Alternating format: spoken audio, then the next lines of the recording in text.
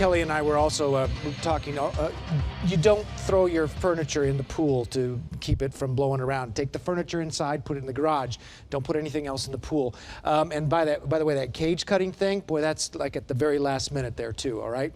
Anyway, let's look at the latest advisory here. 185 mile an hour winds. There's the storm. There we are, again, about 1,500 miles away. These are the islands of the Caribbean that will be hit tonight and tomorrow morning with a Category 5 hurricane. This is going to be unprecedented. I guess that continues to be the best word to come to mind.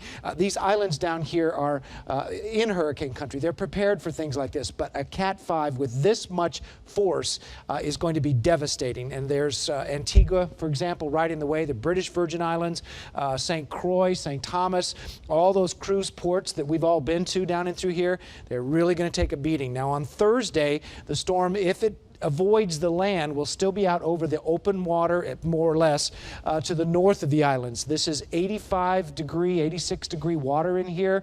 Perfect and ripe for more development and maintaining the strong strength. The Hurricane Center says that official forecast will take it off to the north of Cuba or close to Cuba by the time we get to Saturday afternoon. Notice the time now, a little bit slower than it was yesterday. Yesterday at Saturday, it was up here. Now Saturday's forecast is still a little bit down here, and then we have this anticipated turn that we have to watch for on Sunday. I'll zoom in and show you again how wide the cone is. The storm could be here, it could be here, it could be down here by the time we get to Sunday afternoon. And the reason for the wide berth is, of course, the computer forecast models split up. By the time we get to Friday, it looks very reasonable to say that a storm's going to be right there. Then Saturday and Sunday, watch what happens as the spaghetti plots widen out like this. Some have the storm over here, some have it over here. The Hurricane Center cluster, though, as you can see that they're buying with this, is pretty much right over us. I want to show you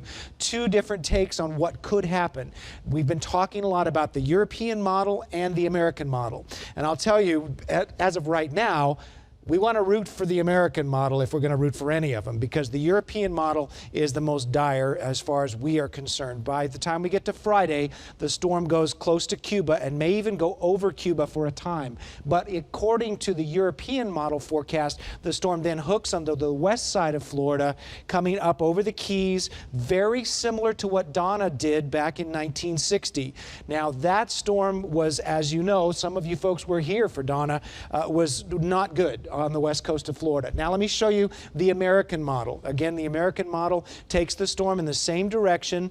It also starts a hook, but the American model, responding to what's going on up here, takes the storm a little bit more to the east side of Florida. Now let me just say, I don't want this to happen at all on either coast, obviously, but if it happens this way with the American model, it's not going to be a storm surge problem for us over here because the wind is going to be going offshore.